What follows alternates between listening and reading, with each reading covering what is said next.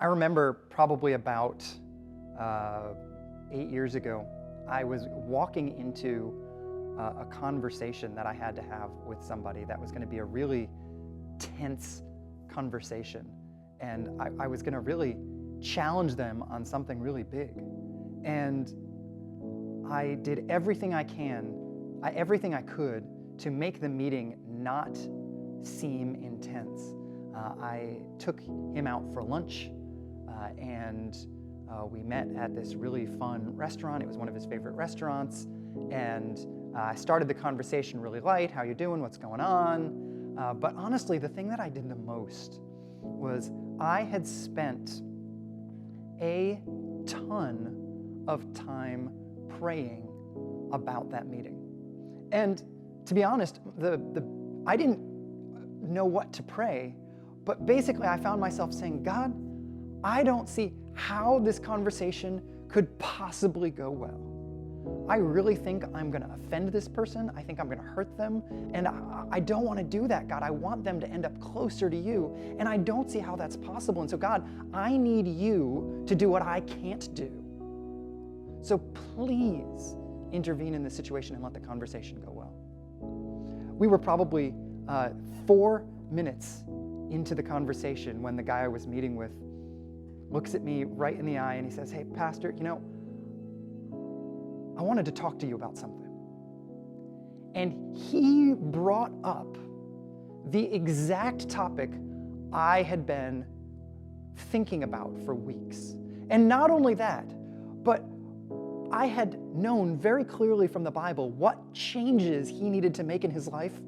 And he says to me, Pastor Joshua, I need to make these changes in my life because I've been reading these verses in the Bible and I know that this is where I need to end up.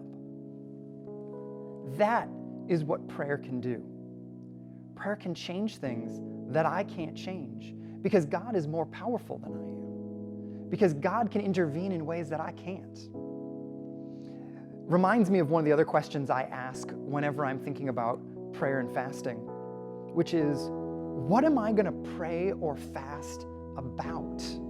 Whenever I focus some time for prayer and fasting, I don't want it to be a drudgery. I don't want it to be I don't want it to feel like a burden or something I'm just doing because it's something I'm supposed to do. I want to go into our time of prayer and fasting excited about it and looking forward to it. And the only way that I can be excited about fasting is knowing what I am fasting for.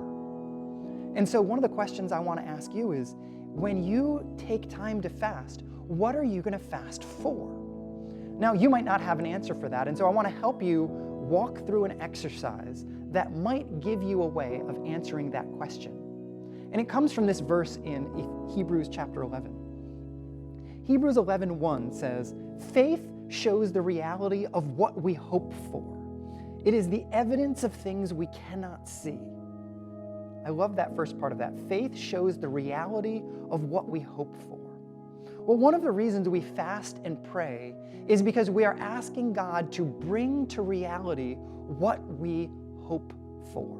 And so the question I want to ask you is, what is something you are hoping for? And again, you may not know what you're hoping for. What is hope? Hope is believing that through the power of God, the future can be better than the present.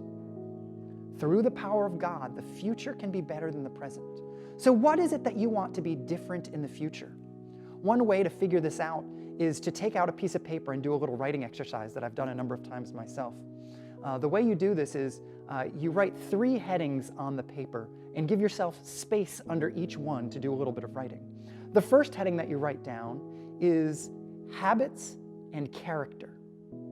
Habits and character, of course, are who you are, what decisions come naturally to you, and what choices you typically make. The next category is lifestyle. This has to do with home and family and work and friends and what your life looks like around those things. And then the final category is influence. Who does your life impact? And under each of these 3 categories, take a couple of minutes and write down how you want to see your life be different in the future. How do you want your character to be different in the future? How do you want to see your lifestyle be different in the future? How do you want to see your influence be different in the future? Now, once you've written that out, review it. And the big question to ask yourself is, can I do this on my own? And if the answer is yes, then take the piece of paper, crumple it up into a ball, and throw it away, because it's not enough. You're not dreaming big enough yet. Start over and start dreaming in those 3 areas about what things could change in your life. But now start asking yourself the question, how can these change if God intervenes? How do I want to see these things change, but I can't change it on my own? I need God to intervene to get a change this big. Take some time and dream about those things. And now, once you've got those things written down, take some time and either look for big picture kind of patterns throughout. There might be running themes throughout all the categories. Or look through it and ask yourself, what is one giant change that I would like to be praying about and fasting for this week or today or this time that I'm fasting?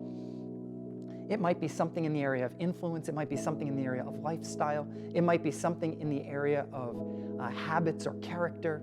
But take some time and focus in on that one thing.